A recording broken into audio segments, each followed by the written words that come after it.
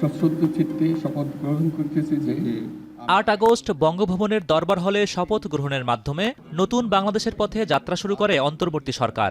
বেশ কয়েকবার সংযোজন বিয়োজনের পর উপদেষ্টা পরিষদের সবশেষ সংখ্যা দাঁড়ায় ২৩ জনে।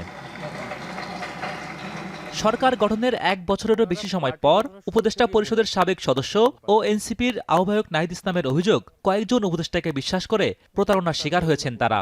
অভ্যুত্থানের প্রতি শ্রদ্ধাশীল না হয়ে উপদেষ্টাদের কেউ কেউ নিরাপদ প্রস্থান ভেবে রেখেছেন, এমন অভিযোগও করেন তিনি। আর অচিরেই তাদের নাম প্রকাশ করবেন বলে জানান নাহিদ ইসলাম। যারা উপদেষ্টা হয়েছে তাদের অনেককে বিশ্বাস করাটা আমাদের অবশ্যই ভুল হয়েছিল। আমাদের উচিত ছিল যে ছাত্র নেতৃত্বকেই শক্তিশালী করা, সরকারে গেলে সম্মিলিতভাবে যাওয়া। এটা আমরা নাগরিক সমাজ বা রাজনৈতিক দলকে আমরা যে বিশ্বাসটা করেছিলাম বা তাদেরকে আস্থা রাখতেছিলাম, সেই জায়গায় আসলে আমরা প্রতারিত হয়েছি। অনেক উপদেষ্টার তাদের নিজেদের আখের গুছিয়েছে অথবা গণ অভ্যুত্থানের সাথে বিট্রে করেছে।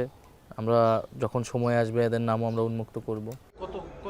উপদেষ্টাদের নিয়োগের নেপথ্যে ছাত্র জনতার অবদানই মুখ্য, এমন কথা উল্লেখ করে নাহিদের অভিযোগ, কয়েকজন উপদেষ্টা তা ভুলে রাজনৈতিক দলের সাথে লিয়াজো করেছেন। অনেকেই বিভিন্ন রাজনৈতিক দলের সাথে লিয়াজো করে ফেলেছে।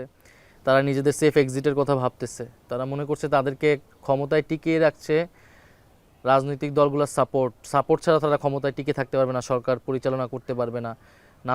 এবং এটাও সত্য যে রাজনৈতিক দলগুলো নানান বাধা দিয়েছে, কিন্তু তারা যদি এটা বিশ্বাস করতো যে তাদের নিয়োগকর্তা ছিল যে গণ অভ্যুত্থানের শক্তি, এই দেশের সাধারণ মানুষজন যদি তাদের উপর ভরসা করতো, তাহলে উপদেষ্টাদের এই বিচ্যুতি হতো না। উপদেষ্টার আসনে ছাত্র নেতারা বসার সিদ্ধান্ত ভুল ছিল কিনা এমন প্রশ্নের জবাবে নাহিদ বলেন, সরকারের ছাত্রদের উপস্থিতি না থাকলে এই সরকার ৩ মাসও টিকতে পারত না। অভ্যুত্থানের শক্তি সরকারে না থাকতো এই সরকার ৩ মাসও টিকত না। এবং এই সরকারকে উৎখাত করার, প্রতিবিপ্লব করার নানা ধরনের চেষ্টা চলমান ছিল প্রথম ৬ মাস। ইভেন এটা এখনও মাঝে মাঝে আছে, এখনও সেই তৎপরতা দেখা যায়, সেই ষড়যন্ত্র কিন্তু চলমান। সুশীল সমাজের প্রতিনিধিদের নিয়ে সরকার গঠন না করে জাতীয় সরকার গঠন করলে আক্ষেপ তৈরি হতো না বলেও মন্তব্য করেন তিনি। যদি জাতীয় সরকার করতো রাজনৈতিক দলগুলো সম্মত হয়ে নাগরিক সমাজের সাথে মিলে, তাহলে কিন্তু ছাত্রদের কাঁধে এই দায়িত্ব আসতো না।